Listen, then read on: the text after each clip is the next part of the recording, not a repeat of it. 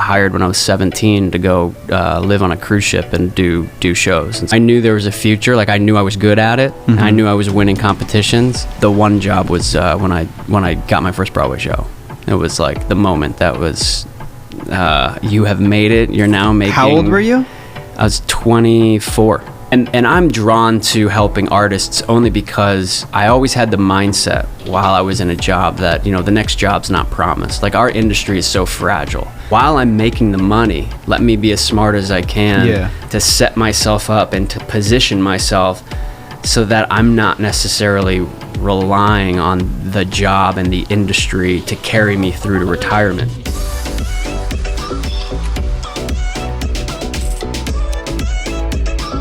Welcome, Brandt Martinez.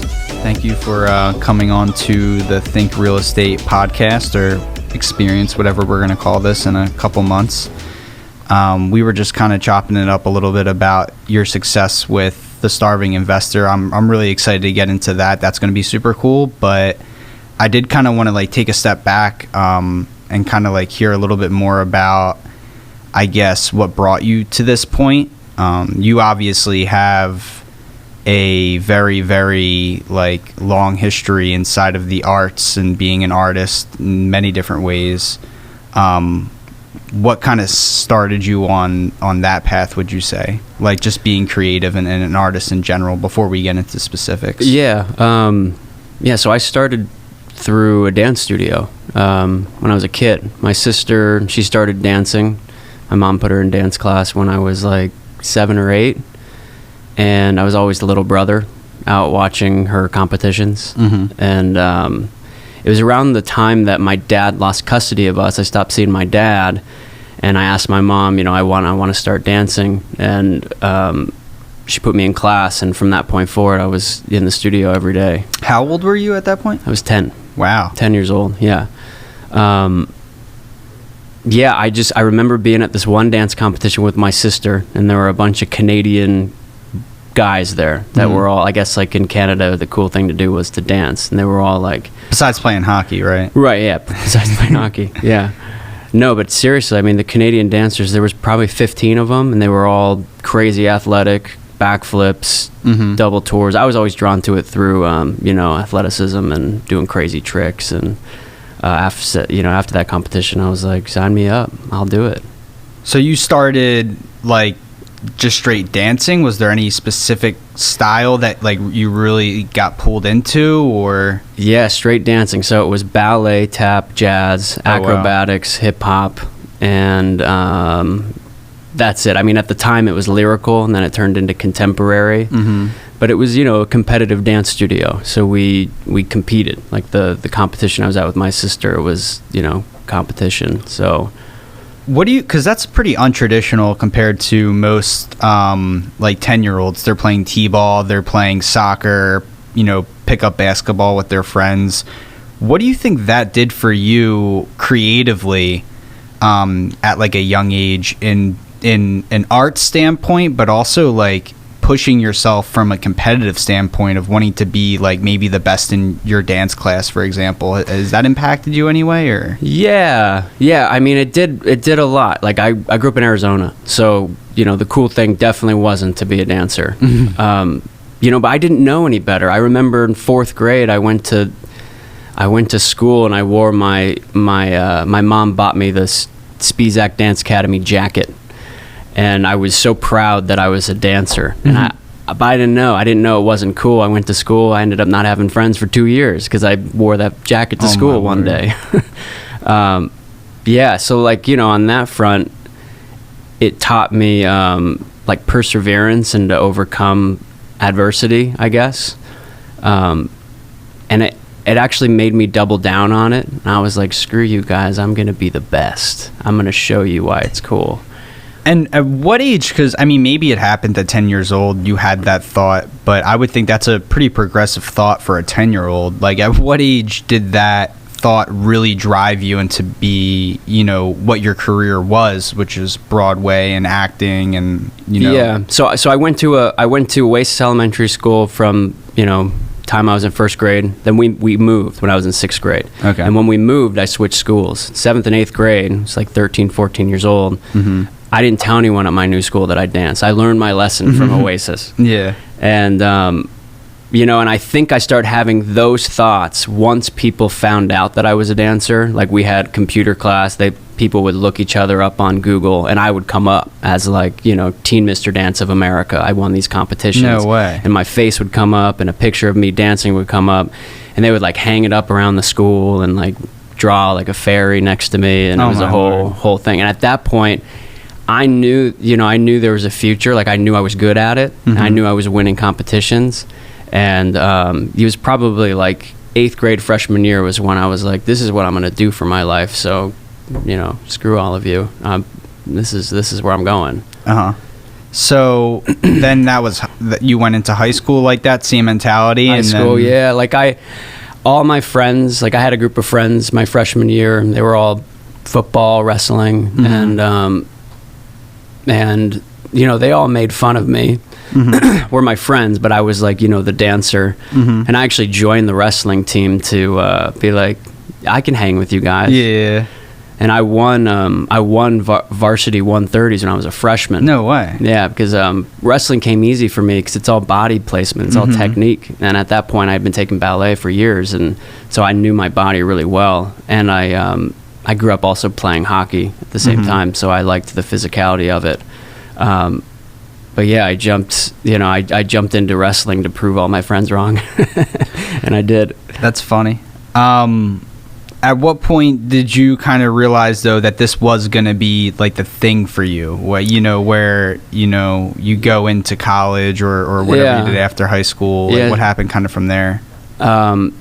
It was career day sophomore year. It was like the first semester of my sophomore year. We had a career day. We were picking classes for junior and senior year based on what we want to do. And I knew at that point, I was like, wow, junior and senior year are really a waste of time for me, because I know exactly what I want to do. It has nothing to do with fire science or anything else that, you know, my friends are picking. So at that point, I went home and I said, Mom, you know, I don't want to go to school next year. I want to do online school. I want to try to finish my junior and senior year online in my junior year so that I can start working right when I turn 18. My birthday falls at the beginning of the school year, so I would have been 18 my whole senior year if I would have stayed in high school. So I knew at that point, I was just turned 16. I knew, I was like, okay, I need to finish 2 years in my junior year to be able to start working as a dancer when I turned 18. So I campaigned to my mom. My mom didn't want me to do it, and I was like, I'm doing this. Wow.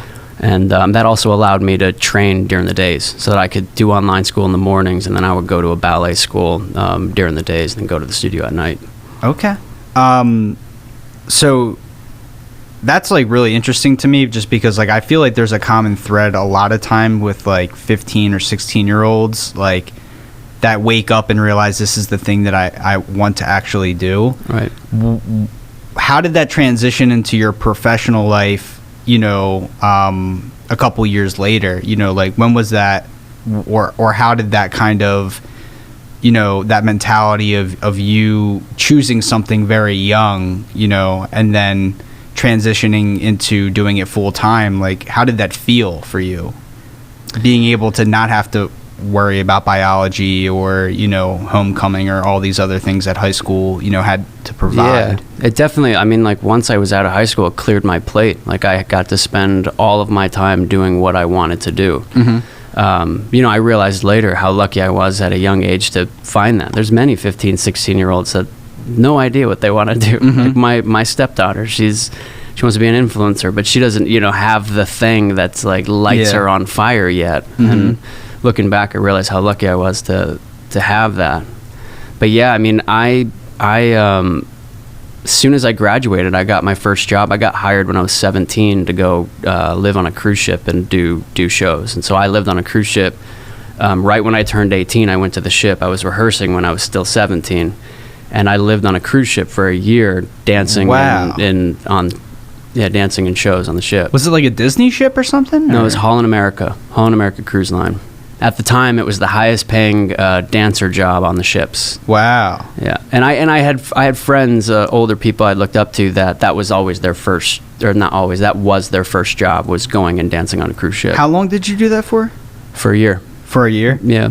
And you were just like literally traveling around the sea, dancing. Yeah. And that's like your first first job, yeah. Did you think you made it at that point, kind of? Like no, in a low-key way? No. I mean, I'm telling you, like when I was 15, 16, I was studying how people broke into the industry. I knew what I wanted to do. So I knew, it was like, this is a stepping stone. This is how you save money. You're going to, live on the ship. You're going to take $15,000 away and you're going to move to LA or you're going to move to New York. Mm-hmm. So I didn't think I made it. It was more just like, this is my first job to get something on my resume and to save me money to be able to move to a city, put me in a position to be able to audition and get, more substantial jobs. Mm-hmm. So what did you pick, LA or New York? I picked LA. You did? Yep, I picked LA, and it wasn't the right choice. Actually, I moved to LA when I was 19, and I spent a year smoking weed and not auditioning, and just kind of going through like that young, like 18, 19-year-old trying to figure out how to be an adult, live on my own. Yeah. Make my own dinner, like like on the ship you live right beneath the buffet, and then you go to LA and you're I gotta feed myself. You had no job out there? You were just kind of like auditioning? I was auditioning. I had some stuff, like I was in the Disney movie Camp Rock, like a brief dance scene. Camp Rock? Yeah, I know Camp Rock. Yeah, so I was in a dance scene in that. And I was also, so my roommate, he was a Britney Spears dancer. He had just gotten off tour with Britney Spears. And me and him grew up doing dance competitions. That was probably together. at her like peak? Her peak, yeah. Like it was, well, not her peak. It was her comeback tour. It was She's Gimme not done More. Yet. Yeah, it was the Gimme More tour. Not like she is now. No, but me and him would go and do these extra gigs. So we would, like, with the union that we were part of, we could go and be like, the audience in a game show, or like, be in a scene as like just somebody. At one point we were in a strip club scene, and we were just sitting there drinking like, what looked like vodka, but it was water, and like passing out dollar bills. 20 years old. Yeah. It's like independent film. That's funny. Yeah. So you had like a bunch of like extras type stuff, but what was that one like clear spotlight moment for your career where you really came out and maybe you did think, okay, I've made it, maybe not made it in your own mind, but in society's mind, or normal people? Yeah, it was. So after LA, I went and danced in a dance company. I don't think at that point I had thought I made it. It was still like a company that hired young dancers, didn't pay them much, traveling the world, which was the big draw. But I think the one job was when I got my first Broadway show. It was like the moment that was, you have made it. You're now making. How old were you? I was 24 years old. And how many at bats did it take you to get that Broadway show? I was pretty lucky. I was I know so many people that try for years, like 10 years in the city trying to get on Broadway, and they finally make it. I was in the city for maybe a year and a half before I got it. That's a long time. Yeah, it was a long time. I had other jobs before that. To be unemployed, kind of. Yeah. It was Aladdin the musical. It was part of the creation process. So I went with them to Toronto and put up the show technically there, and helped like create some of the dance steps for the show. And so not to cut you off, but I don't know that much about. I've seen Jersey Boys in Broadway. Like I'm a big fan of Jersey Boys. That doesn't surprise me. Yeah.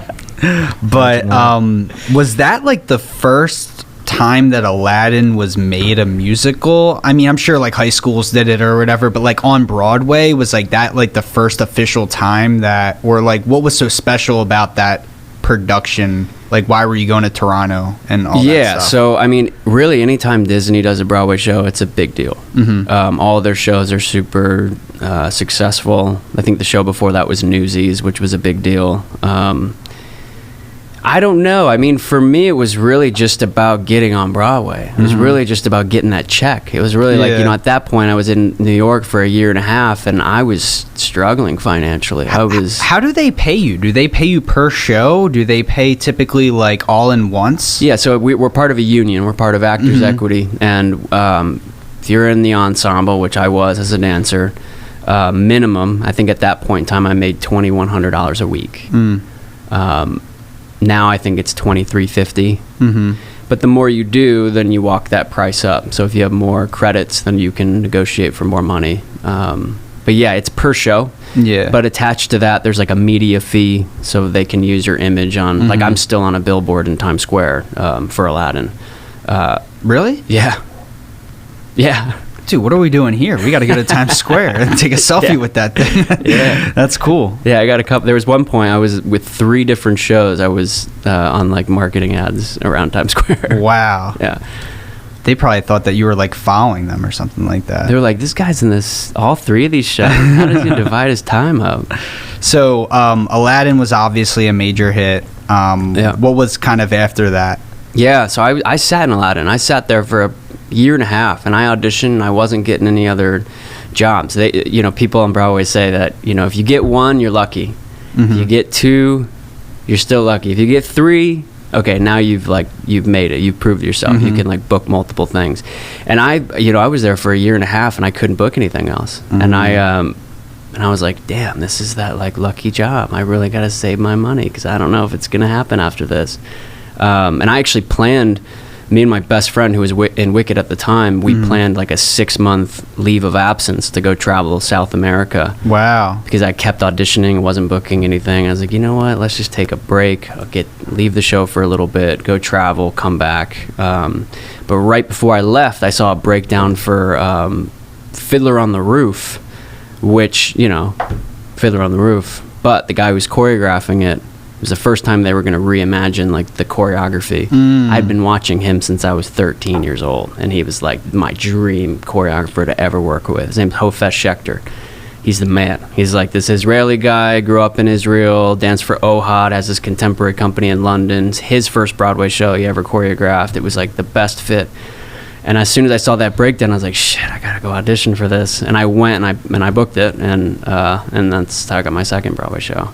So, what I think is really interesting about like some of the things that you're already saying is you not only have a passion for dance, obviously, and like, theater or acting or just the arts, but it seems like I can't even say the word. Choreographically, yeah. Yeah, choreographically, you have an eye for like the creation aspect. Yep. At what age did that kind of happen? Like you said a little bit with Aladdin, right? You got to be involved in the creative process. Yeah. What was like that kind of like not only being someone who's a part of the show but potentially influencing the show? Yeah, I mean, I was always, from my first gig in New York doing musicals, doing theater, I was always hired as part of the creation team. That is so cool. Yeah, my first job was for a show that was supposed to come to Broadway, never did. It's called Flashdance the Musical, based on the movie.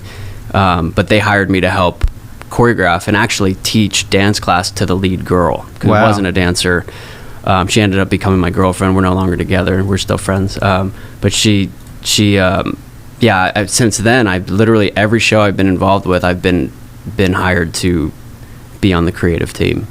And I don't know why, but it's definitely my passion now, being outside of it. The reason I want to become financially free is to be able to make my own stuff. But yeah, I directing, choreographing, I definitely have an eye for that. And so does my wife now. She's a choreographer, so we want to eventually. How did you wind up meeting your wife? I met my wife 12 years ago touring Europe with her dance company at the time. She hired me when I was 19 years old. Wow. And she was married at the time. And wow. That's a long story. Yeah. But we fell in love then. Wasn't the right time. And then, we found our way back to each other a couple years ago. So that's very interesting. What is that, I mean, I know a little bit about like your story, obviously, of like what that brought you here to Maryland, but just COVID was the thing that made you leave New York, or like the Broadway industry? Like, yeah, so even before COVID hit, I was kind of at a place with doing 8 shows a week where I was questioning my happiness. I was questioning, you know, you get to a point in life where you're looking at the things you're filling your day with and you're like, does this make me happy? Mm-hmm. Like, is there something else that could light me up more? And I was questioning that whole last show that I was in, Moulin Rouge, that whole process of creating that and doing that show. I was like, I think this might be my last go as like a performer on Broadway. Do you think if you were doing like 3 shows, you would have had the same thought? Like no, 3 shows a week's way easier than 8. I mean, you know, I was asking that question. I was like, how many shows a week am I actually present for? Yeah. How many shows a week am I actually enjoying? And I would say 2 or 3 shows a week I enjoyed doing. And then everything else was just a job. And at that point, I was like, I think I need to get on the creative side of it and stay on the creative side of it, and not necessarily be the cog in the machine that kept the show running. And so, yeah, I mean, it was before COVID. COVID was a catalyst for me. It was like the reason for me to leave. As soon as COVID hit, I started working on my own stuff. And at that point, you know, when the job came back around, it was a no-brainer. I was like, I'm good. Wow. I'm good. I don't necessarily need to go back. I have my time doing that, and I'm ready to move forward. Did that open up other opportunities for you as well, saying no? Or did it actually take away opportunity from you, do you think? I think it opened up opportunity. Like, I've said no to several things since I've said no to that. You know, their jobs keep coming. If I did want to go back to New York and be on Broadway, I could. But I think it opened up other opportunities. Like, you know, I now have a family. That's something that is so hard to do while you're on Broadway. And specifically with my wife and my stepdaughter, there's no way that could work. Yeah. And I, you know, I now have this opportunity to be a stepfather and to be a husband. And also creatively, I'm editing my own film right now on the side. I'm venturing into, you know, consulting and real estate. And I think if anything, real it's estate. great. Yeah, real estate. That's the first. I think that's the first time that we said that word during this conversation. Yeah. So, just for some context for the community watching, we first connected through Indeed, right? Right. You were on set at Annie Live? Annie Live, yeah. In New York. In New York.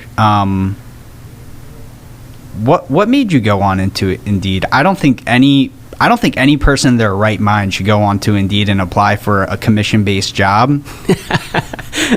But you did nonetheless. I did. A top percent actor, artist in your own industry. Yet you're reaching out to people that you don't know, just looking for opportunity. And you had, you know, some connections, some people inside of the real estate industry, and obviously you were looking for something local to the Maryland area. But what made you think, okay, maybe real estate is an avenue for me to transition into? Yeah, I mean, so I was on set at Annie when I did that, and it was actually specifically the day that I said no to a big job, a big, you know, an upcoming Broadway show. I was going to be one of the leads. Wow. It would have been my first. I was going to ask, my first time doing that, and I said no to it only because I didn't agree with how the producer was negotiating. He wanted everybody in the show to be on favored nations, which means everyone makes the same amount of money. Okay, and for me, you know, it's a dance show. It's a dancing show. The show is actually called Dancin'. And I read the script. There's only, you know, a handful of characters that spoke words on the stage, and there's only a handful of characters that had their own song while also dancing. And so I disagreed with the fact that I was going to be making the same amount of money as somebody whose first Broadway show, they aren't saying any words on the stage, they aren't singing any music. And yeah, I just kind of stood Is that common? for my... No, it's not. It sounds communist. It's I hope it doesn't. Yeah, It kind of just like, what's the incentive for people to actually perform their best or take on such a level of accountability or a role, right? All in the name of the opportunity. Yeah. Right? That's how they get you to. Do you think it's, not to cut you off, but do you think, like, not that the guy was trying to dupe people, but like, do you think he took like a targeted group of people that he thought he could pitch that to, or like? Well, so it's many things. When we were negotiating, it was before we even did a workshop, right? So nobody knew the workload. So What's a workshop? Workshop is like the first time you see the show on its feet. Okay. So no one knew exactly what they were doing in the show yet. They just knew, okay, they're getting an offer for dancing. It's a principal contract. Everyone's going to get paid the same. But I had done pre-workshops of it already. So I was already in the room with the director and the choreographer, put a lot of it up on its feet with only like 4 dancers, and I knew what it was going to be. I had been talking to the director. He's like, yeah, we want you to play this guy. This guy did it in the past. Like, this is going to be a big deal. So I kind of already knew. I think that, you know, them negotiating before anyone kind of knows what they're doing was the tactic. And I do think he was trying to dupe people. I do. I think, you know, and by me saying no, we drove the price up a little bit on the favored nations.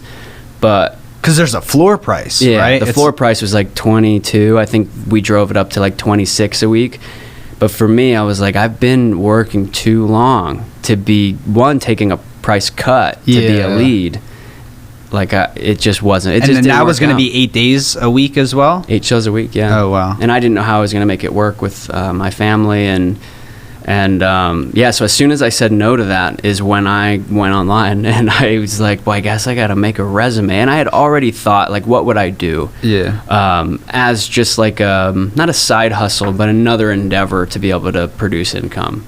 Was there any relationship to real estate before that moment? Did you have any? You had some properties yourself, didn't you? Yeah. So I'd always liked real estate. I bought my first property about 5 years prior in 2015, and I love the opportunities real estate presents to investors and how you can use real estate to build wealth. And I had always, you know, I'd been helping friends of mine in New York pick real estate and buy real estate and make Airbnbs, and so I had friends that was like, if you weren't doing, you know, if you weren't a performer, you could be a real estate agent, you could be a, you know, consultant, or you could do something like that. So wait, where was your first property? Was that like a rental property for you, or was it a primary? I hear you on the absentee phone. Yeah. So is that a rental property? That's so true. It was. It's an short-term rental up in upstate New York. 7-acre property, about 1,700 square feet now. When I bought it, only had 1,000 square feet. Had an unfinished basement. I only needed like $30,000 to acquire it, and it was worth $330,000 at the time. Now it's worth upwards of $6 million, which is crazy. That area is just blown up like everywhere else. And since then, I've used all the rental income and added more living space to it. I finished my basement, added a bathroom. Wow. Gonna put a garage on it pretty soon. So what is a short-term rental? Yeah, so a short-term rental is basically taking a property, and rather than renting it on the monthly basis, you rent it on the nightly basis. Yeah. Airbnb, VRBO. You know, it's whatever. Is it VRBO or Verbo? I say VRBO. It might be Verbo. I don't know. I think it's VRBO. I think I heard in a commercial they said Verbo. Did they? That was just going to bother me. I had to ask that. Oh, well, we can look it up. I mean, it's honestly, you know, I got it before COVID. Even now after COVID, it's really like the way people are wanting to travel. You were doing it during COVID? No, I was renting it during COVID. I got it before COVID, but I was renting, and it went up during COVID. Oh my gosh, yeah. So right when COVID hit, I had a guy book my place for 2.5 months at the nightly rate. Wow. And it was like, I mean, it was thousands and thousands of dollars. And Whoa. He ended up calling me, and he's like, I'm a director. I direct for This Is Us on NBC. No I'm way. just trying to escape the city. I'd love to rent it through September. I just want to know what kind of price, you know, we could work out. And wow. He found me on Airbnb. Yeah. That is so crazy. Yeah. So what's the starving investor then? And how does that play a role inside of what you're about to do, or what you're currently doing, and what your mind frame is stepping into real estate? Yeah, so before I went on Indeed and sent you a resume, I had been thinking, like, my whole last 2 years on Broadway, I kind of was like the financial consultant to anyone I was around in any dressing room. It was like, explaining to actors why they should incorporate, what tax benefits that brings them, what they should do with $50,000. It's if you have $50,000 sitting in your savings account, you should probably put it, in a mutual fund, or you should open up a Roth and put $6,000, yearly contribution to that. I had been helping friends of mine buy their own Airbnbs. People had seen what I'd done in 2015, and they were always like, Brandt, like, how did you help me get what you have? But their agents weren't doing that, or did they not have agents? Like, is it not the same? Agents are more for like gigs? For gigs, yeah, for anything in the industry, not for your finances. It's just interesting because, like, when I think about the sports industry, and I could be completely wrong, like, I don't know if, like, sports agents help, people with, like, their finances and whatnot. It's more like a manager. It's a more, okay. Yeah, but even managers, like, I have a manager, and she's actually texting me right now about helping her look for an Airbnb in upstate New York. Oh, my Lord. It's not, and maybe sports managers are different, but I know, there's a lot of sports stars that are making millions, and they blow it. They get in so much debt, and all of a sudden they're underwater, and they don't necessarily know, and that happens in the arts too, is like people don't know how to handle their finances, or even like make their finances work for them. And I'm drawn to helping artists only because, I always had the mindset while I was in a job that, the next job's not promised. Like, our industry is so fragile, right? Like, what you bring to the table today in 5 years might not be what people want, right? It's such a fragile job that I was always of the mindset, while I'm making the money, let me be as smart as I can to set myself up and to position myself so that I'm not necessarily relying on the job and the industry to carry me through to retirement. My wife's a dancer. Dancers typically retire in their 30s. You know what I mean? So it's like, especially a dancer of her caliber. She was a ballet dancer. She was in Complexions in New York. And a lot of those dancers, if you're lucky, you make it till you're 40, if you're lucky. Wow. And it's a different thing than, other workforces that make it till they're 65 that can actually work. So I've always been super inspired to help the artist, become financially free or financially stable as quickly as they can. That's just so surprising to me that there's not, and like we were discussing even before, like, there's such a need for this, right? There's not that voice to artists, which in my opinion is the ultimate commission-based lifestyle. It's really, truly, you eat what you kill as an artist. And, I don't mean that in a negative way. I mean that in a positive light. Like, the mentality that it forces you to tap into what you just spoke on, this X amount of dollars might be my last amount of dollars. So how am I going to spend this? And it sounds like you did it for yourself. Was that your primary investment, was the one in New York City? Are you looking to do more? Yeah, so I bought the Airbnb upstate New York. Since then, I bought an apartment in New York during COVID. I had a friend during of mine, COVID. Yeah, during COVID. I had a friend that was a real estate agent, and she basically said, Brandt, if you have some money, I would get into the market right now, because at that point in time it was, Broadway had been closed for a year. She's like, buy in Hell's Kitchen, buy in the theater district. It will revive, it will come back, and it's at its lowest point. And I actually signed the contract the day before they announced Broadway returning. Oh my Lord. So I got it for a pretty good price. What did other people, like, did you have any people in the back of your head being like, hey, like, I think that's pretty stupid that you're buying a property in New York City because it's like of XYZ going on in the world? Like, was there any naysayers throughout that process? I don't think so. And if they were, 5 minutes into a conversation with me, I then had convinced them that it was the best thing you could possibly do. Then they went and bought one, right? Then they bought, No, I remember being on the phone with my mom. I always run everything by my mom. My mom kind of taught me the way I look at finances. She instilled the fear of death in me when it comes to, spending your money irresponsibly. And I said, Mom, I really just don't see how this doesn't work out for me. Yeah. It's like, I'm going to be able to rent it. I'm going to be able to make some passive income off of it, and it's going to grow, And I guess that would have been the argument, right? Like, is it going to grow? Is it going to rise in value? But at that point in time, this apartment used to be worth $700,000, and I got it for $390. I was like, I just don't see how this is not going to work out. Yeah. $390? $390, yeah. Do you know what the price is like for that area now? Is it like still floating around like the 400s? Yeah, it's like mid-4s right now. But at the same time, it's an Airbnb, right? No. Oh, so it's not. In the city, it's illegal to Airbnb. I could push it and do it, but if you get caught, there's fines. So what do you do with that property? It's just I have a monthly renter in there. Okay. And I make like close to $1,000 in passive income. Wow. Yeah. So looking back, I do feel like could I have created more passive income with that $80,000 I put into it? Yes, I could have. So that play is the long term, in 10 years when my interest rate changes, either refinance or sell it and make my money then.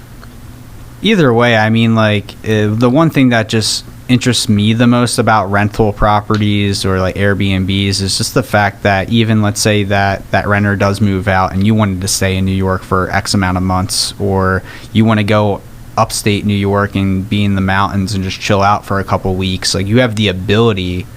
So I feel like it just adds an aspect of like your lifestyle to it. Yeah. And that's the thing for me that I get the most excited about when I hear the starving investor and your vision with this is like, wow, this is a lifestyle change. Not only is it helping people financially, but like it's really helping their freedom at the end of the day. Yeah. You could, if I wanted to stay in Florida, 2 months out of the year, not only could I generate, passive income that goes into the equity of my home, I can also just go there whenever I want. And like, what price would you pay for that? Yeah. It's like I was thinking about it because I was just like reading something about timeshares, and I was like, wow, like I almost feel like these short-term rental Airbnbs are like people's way now to like have their own timeshare in 2022, if that makes sense. Yeah, except it's yours. Exactly. It's like all of yours. Exactly. I mean, that it's interesting you say that about lifestyle. That is why I bought my first property. It really wasn't to invest, right? Like my drive to get that was, I was a dance captain of a show, which if that basically is the person that takes notes on the show. They're in the show. They put people into the show. It's like constant hours, constant dealing with different personality types. By the end of each week, I was depleted of energy. It was like the hardest job I'd ever had, and I kept renting these Airbnbs upstate to get out of the city. I'm from Arizona. Nature's always been a way that I reinvigorate, and the more I rented Airbnbs, the more I was like, this is lucrative for these people. Like, I have this money right here. Like, I could just get my own place, and then it's like, it's mine. The money I'm spending or not spending is, it's more beneficial. And that's why I got it. It was really to have my own spot to be able to go to. And then, the more I researched, I was like, wow, people make a lot of money with these Airbnbs. So there are people out there doing this right now, right? Yeah. Oh, yeah. What do you think separates the people that are doing that and not maybe getting the returns that they want, or it's just like not like a successful Airbnb compared to maybe your situation where it's always rented out? Yeah. It's a great deal, great prices. Yeah, I mean, I will say anything within 2 hours of New York City is going to be rented. There's really? So many people in New York that are. Is it just like the hubs, like LA, New York, like? But just, also not like really? What city? Chattanooga, Tennessee is huge right now. is like one of the best place to buy an Airbnb dollar over dollar, like has the best returns. Like 2022 is supposed to get even better. And that's not necessarily near a hub, right? It's like, that kind of like reminds me of like Asheville, North Carolina, or something, which is also a big short-term rental place. Charlotte. So I think it's knowing the area. I think it's knowing why people go to the area.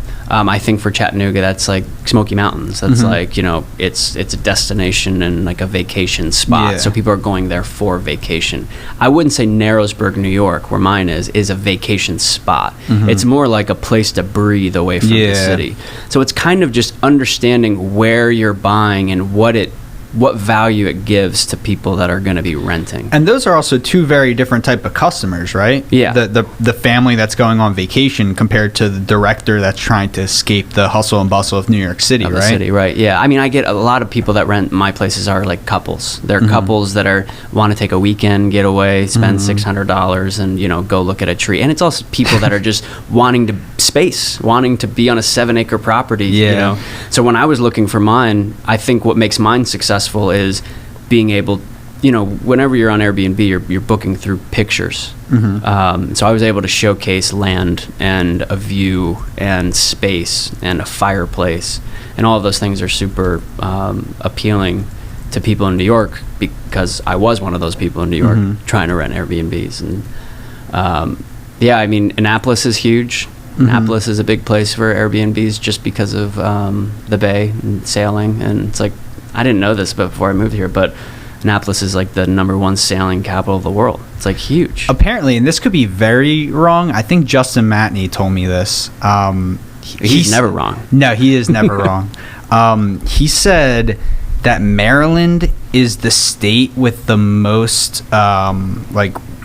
shoreline or something like that. Like, it has the most like water. I don't know if that's true or not, but maybe, I don't know if that has anything. That makes sense. I mean, that makes sense. It is kind of all folded in on each other. Yeah. I've been like looking at properties on the water, seeing like what they're going for. If you were to buy an Airbnb rental in Maryland, where would you buy it? I heard you say Fells Point. Fells Point is an interesting place right now. I have a friend that has an Airbnb there, and I helped her acquire that. Before your license? Before my license. Well, I was just kind of like an ear for her. She was like, I seen what you did. Like, what's your property manager? How did you set up? Whatever. Fells Point's big because you can still get a place under $300,000. That's like, a 3-bedroom townhouse. And it is a trendy area. I know that Baltimore's still struggling with crime, and that's definitely something to consider when buying in Baltimore. But she does very well in Fells Point. Annapolis, I would probably buy in Annapolis. Yeah. So let's bring it back. We were talking about Indeed when we first connected. I remember I sent you like the courses for real estate like classes. Yeah. And you passed everything in like less than a month, I feel like. Yeah. Well, it was longer than that. It was like maybe 2 months, but yeah, I mean, I was on set. I had so much time. I finished half that course before I even left set. That's crazy.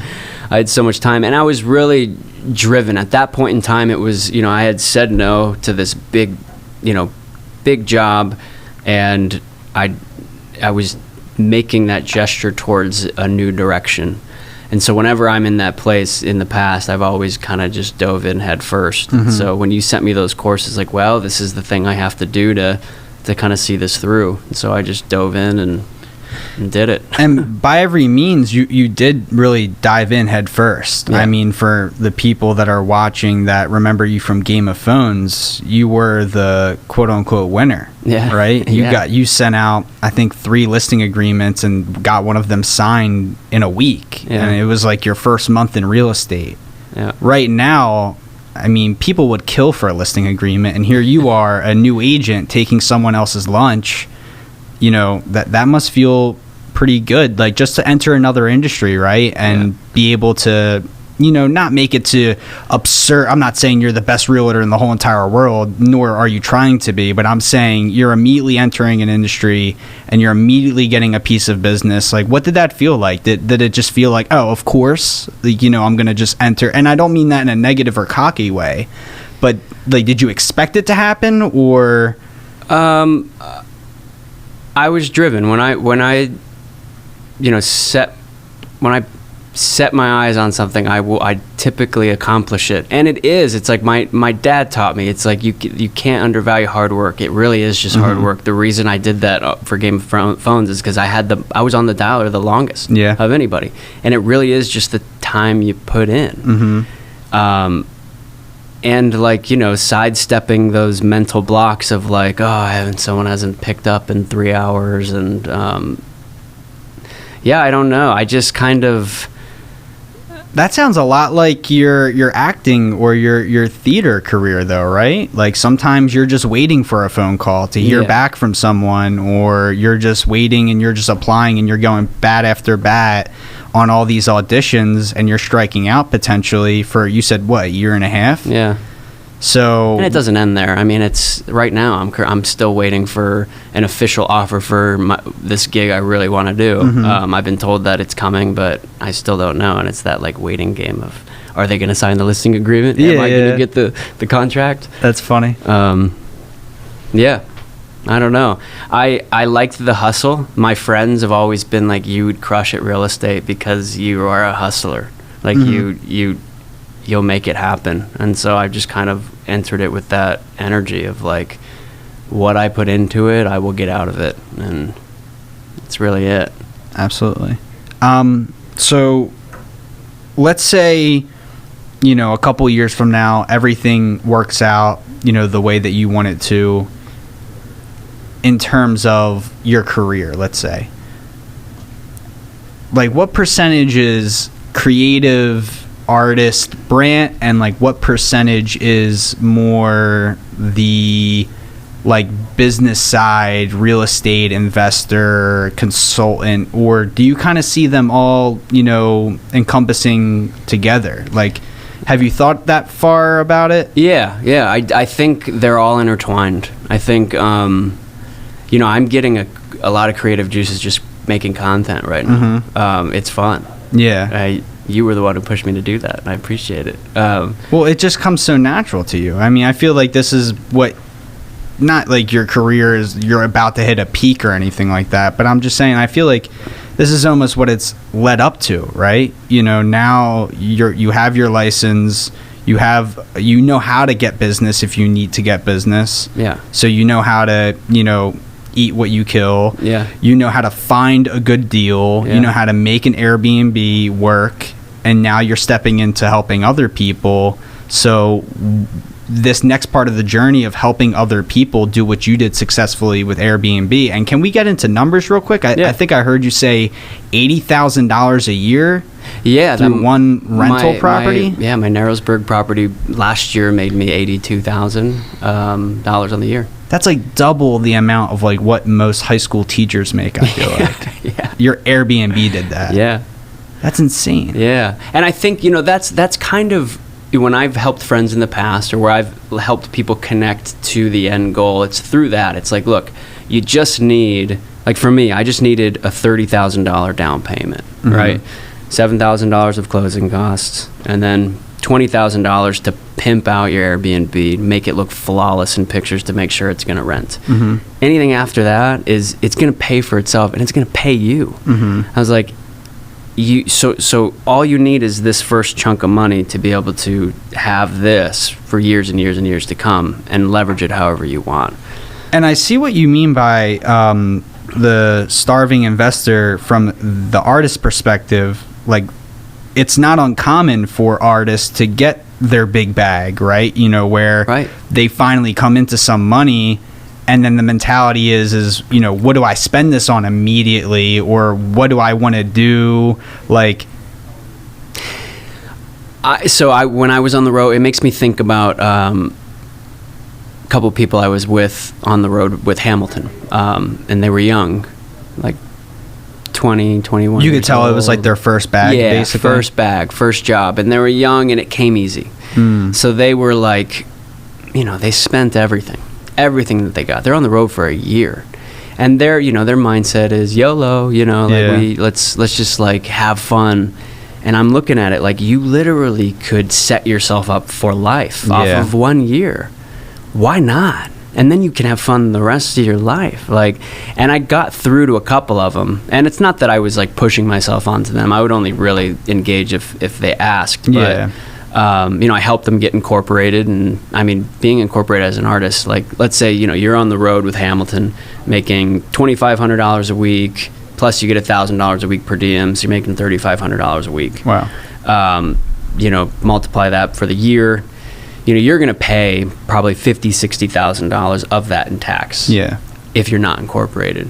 If you are, like for me, I was making that, and I paid $8,000 like on the year in taxes just by filing through a corporation. Wow. And a lot of artists don't know that. I'm like, you're literally going to save $50,000. That alone, I feel like, is life changing. Yes, I was like, you could take what you save and invest it, right?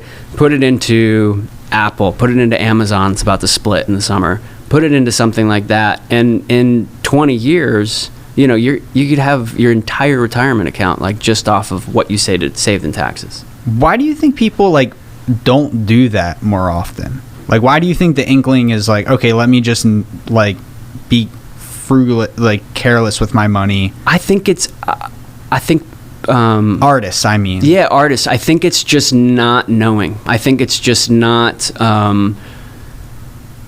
knowing, not being educated, and also not being forward thinking. I know a lot of artists, they're very in the moment. They're very about what they're doing right now. My wife is like this. She's like so in the moment, and it's the best. But it's also hard when you're not thinking about what's going to happen in a year, or where you might be in 3 years, or if you're not thinking like, worst case scenario, what if you get this one big bag and then you spend all your money and then you can't get a job for 4 years? What are you going to do? Like, I was always driven off survival. I was always, I felt it hard in New York. At one point in time, I was on Craigslist, going and picking up free items on the free section, fixing them up, and then selling them, like reselling them. So I felt not having money and not having parents to bail me out. So I was always driven off of like, I don't want to do that again. So. And you were telling these artists to do this before COVID, right? Yeah. So I'm sure when COVID happened and Broadway shut down, they really understood what exactly you were talking about. Yeah. I've had a lot of people reach out to me since, asking me what they should do and what grants that they're eligible for. It's also just being knowledgeable and like what benefits you have being an artist. Mm-hmm. Like, I just found out about a grant that I could have gotten during COVID from the state of New York. It was like $20,000 grant to help you through that time, which I didn't get. But yeah, half the battle is just like, I guess, is being educated and knowing, the benefits. But you seem like a different artist. Like, even from the moment I met you, honestly, man, like, you seem like very, and I don't mean that artists aren't entrepreneurial, but like, you seem very like rooted operator, business-like you are forward thinking. And maybe you being so involved in the choreographic aspects of dance, is a kind of a little preview to your mindset. Why do you think you are maybe a different artist, or are you not? Why do you think? I think they both go hand in hand. Okay. And I think a lot of artists don't realize it, but being entrepreneurial is being creative, right? Like, it's a creative way to get to an outcome, like to get to a revenue stream. It's being creative. It's seeing what a space needs and doesn't have, and putting yourself in it and providing. Like, that's like being an entrepreneur. I just look at it like it's the same muscle for me as like being creative. It's a different intention, right? Like, if I'm choreographing or I'm helping a show, get on its feet and trying to find the best thing for the show, I'm not necessarily thinking about, is this the best thing for the show to make the most amount of money? Like, that's not my job. Yeah. It's a different intention, but it is, still being creative. Is there a job for that? Just out of curiosity? Yeah. Like, there's people like chief revenue officers. Well, it's being a producer. It's you're producing a show, you're promoting a show. You're like, okay, which show's going to sell the most amount of tickets? Like, what shows are going to get the funding. Like, you know, a lot of what I'm doing and the reason I'm doing it for artists is let's say, like, you know, there's so many times there are artists that work on a project that doesn't creatively fulfill them. They're just doing it for the check, right? Yeah. They're doing, you know, I don't want to explore. Yeah, like they're doing Blues Clues. They're doing like the thing that's gonna make money, but they don't necessarily creatively agree with. My goal with like Starving Investor is to help artists become financially, not only financially free, but also help them be able to fund their own projects. So like, what if the artist is not only creatively in control, but financially in control of the project? That is where I've worked on so many jobs where, you know, we all complain. I'm like, they're doing this because of money. They're doing this because of the tickets. They're doing this because of this. And it's like always the money that makes the decision on what's going to happen, especially in the choreographic directing side. It's like, you know, you make a creative decision, producers in the audience, they come back, you got to change this because, you know, in Moulin Rouge, you know, there was a line in Moulin Rouge where Ziedler says, he addresses the audience in a class way. So he addresses like the front of the audience as, you know, the rich people. And then there was a line where he's addressing the mezzanine, and he says, I adore each and every poverty-stricken one of you. And they wanted to cut it because they were like, we don't want people to feel like they came to the show and paid all this money. Dude, I would love that if I was there. I was like, just play into it. And it's just moments like that where I'm like, you're thinking purely about money. And I, you know, my whole goal with this is to help artists be able to support themselves off of their finances and also be able to fund their own stuff. You're removing money as an excuse to really do what you want creatively. Yeah. I mean, imagine if an asset in Arizona, for example, was paying for your NFT project that you always wanted to do, or a production that you always wanted to do, or a piece of clothing that you always wanted to massively produce. Yeah. Like, that's pretty powerful. Yeah, I mean, and that's where I'm at with my revenue stream. Like, I wrote a play that I want to develop. I now have the revenue to be able to hire my own actors and do a reading and be able to get, you know, investors in the room who want to also push this to a stage. I'm making my own film right now, and was able to do that based on the money I was getting from my properties. That is so cool. Yeah. Jeff, do we have any questions from the community? Yes. So, do you want to just tee up like what people are doing when it comes to asking questions in the community and what that is? Cool. So, and I'll fill you in too, Brandt. Yeah. We have people. Are we live right now? No, we're not live. Oh, we're not live. Okay. But we have pre-asked questions based off the interview. Oh, great. So, inside of the Think Real Estate Facebook group, we open it up every week to our community to ask the different interviewees the different questions, or different guests. And Jeff has some of the questions that he prepared. Yes. So, and some of them I think you can kind of like rip. They're kind of like fun too. But one I think that's really important that based off the interview I didn't know if I really heard. How did you get started learning about investments, wealth building, everything involved in that? It sounded like you alluded to like your mom was a big part of that, but is there sort of a path that you went down of like understanding and learning that into that world? Yeah, my mom gave me like my financial perspective and saving and making the most of your money. But really, it was my own research. It was I had the I guess the drive to make more money with my money and to start investing. And I met with different financial planners, and I realized that everyone else is just going based off of their own research too. And it's really just about research and knowing the markets and knowing what you want out of it too. I mean, like like you said, Airbnb not only is an investment, it's a shift in lifestyle, and it gives you the ability to travel, and it gives you the ability to have a free vacation. And it was really just like my own curiosity. And was there anything specific like in that you really built the foundations of your wealth building from? What do you mean?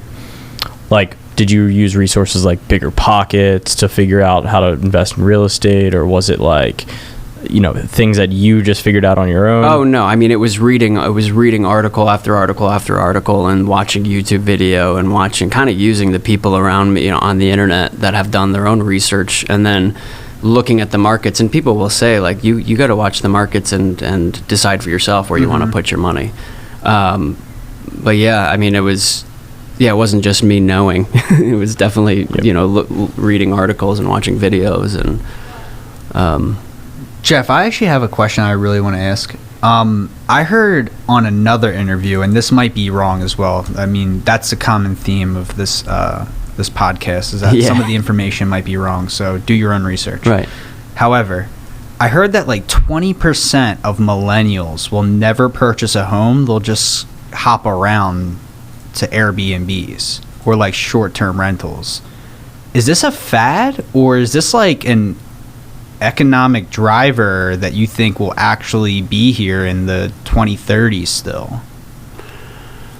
Like, do you think people, because I know a couple people, I work with a couple people that. But what do you mean by jump around from Airbnb? They go and live? They live from Air. I literally heard that 20% of millennials will never buy a home, and they will never do a long-term lease. Oh, wow.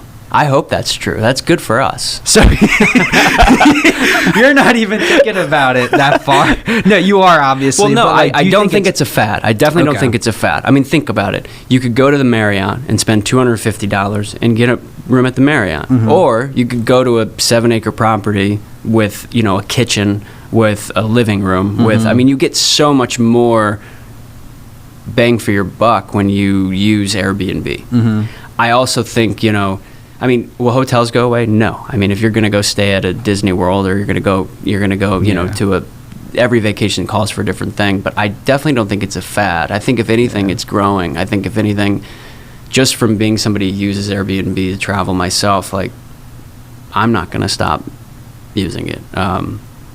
That's interesting. I didn't hear that. I didn't know that about millennials. I mean, think about it. Like, not a lot Why? But it's the same. Why do millennials not drive cars anymore? Stupid millennials. Yeah, stupid millennials.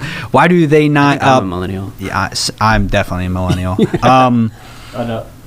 A couple other little quick ones, though, based off of movies or theater. Right now, movies. Favorite movie and favorite Broadway show. Favorite movie, don't laugh. It's one of the best films ever, Titanic. Wow. Titanic is my jam. Me and my stepdad have literally watched that 4 times in the last year. Wow. It's so good. It's a masterpiece. And favorite Broadway show? Or just like show in general, doesn't have to be. Yeah, Broadway. I mean, honestly, my favorite show, it was something I worked on, but the best piece of theater I've seen was Natasha Pierre and the Great Comet of 1812. It's a show about war and peace. It's like 20 pages of war and peace in an operatic format, but operatic meaning sung all the way through. It's all different genres of music, so they'll be in like an EDM into like a folk song, into like a country song. It's fascinating. It was amazing. It was ahead of its time. It got 12 Tony nominations and only ran for like less than a year. It was like this weird culty like thing. Like, that's so cool. Yeah. Any other questions, Tuck?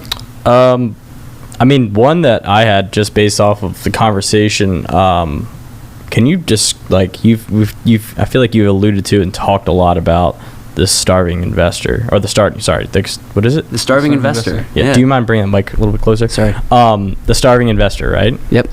What is that? And like, kind of like, is that? What's the future of it? What's the vision of it? Kind of where is all of that kind of accumulating? Yeah. I think it's, first and foremost, a community. I think I'm trying to build a community of like-minded artists that think about finance in the same way, and kind of, working towards the same goal of becoming financially free to be able to fund their own art. And I think there's going to be so many different parts of it. I know right now, like, I'm working with 4 or 5 different people that I've worked with on how to file their taxes, and how, what percentage of their money should be in retirement accounts versus high risk stocks versus real estate. And and every person's going to want something different, right? It's a personal choice of like how you invest your money, and yeah, I think it's a community, you know, first and foremost. Yeah, a movement. And, you know, like I wrote out a treatment for, it's like, what's my mission? You know, my mission is to change the art, that the world gets to see, right? So like no more, you know, financially conscious shows like being pushed by producers. Like we want the artists to be the ones that are like taking control of what art the world gets to see on a broader scale. Do you see a world where artists are so powerful that because of the financial backing that maybe some of these investments or just literacy that they've had over the past couple of years from you or other people, do you see a world where artists kind of evolve into being more of like the financial backing behind some of this? Yeah, I mean, I think that's exactly what I'm saying. Yeah, I think it's you know, artists are no longer just the artists who are pawns in like other people's ways to make money. It's like the artists are in control of the whole endeavor. And that's kind of, you know, I know so many people that like have these amazing ideas and they're like, I gotta go do 8 shows a week at Aladdin to pay the bills. And it's like, well, you actually don't. If you like just put in a year and you do this, like you don't. You can take a step away and put your energy into things that you want to do. And I think with that, you know, there will be more profound art that gets like made. Yeah. That's killer. Yeah. I think we're good. Good. Yeah, no more questions. Awesome. Well, Brandt, thank you for coming on. This will not be the last episode with you. I'm really looking forward to the Starving Investor evolving, you know, the way that you see the vision of it. I think the community is very excited for it. For anyone watching, how do they contact you if they're interested in something like this? Yeah, if you could just drop me a DM on my Instagram at the Starving Investor. Yeah, just slide into my DMs and let me know if you want to set up a meeting. They could probably even connect with you in the Facebook group. True that. Yeah, absolutely. The Think Real Estate Facebook community. Yep. True that. Thanks for having me. Appreciate it. No problem, man. Thank you.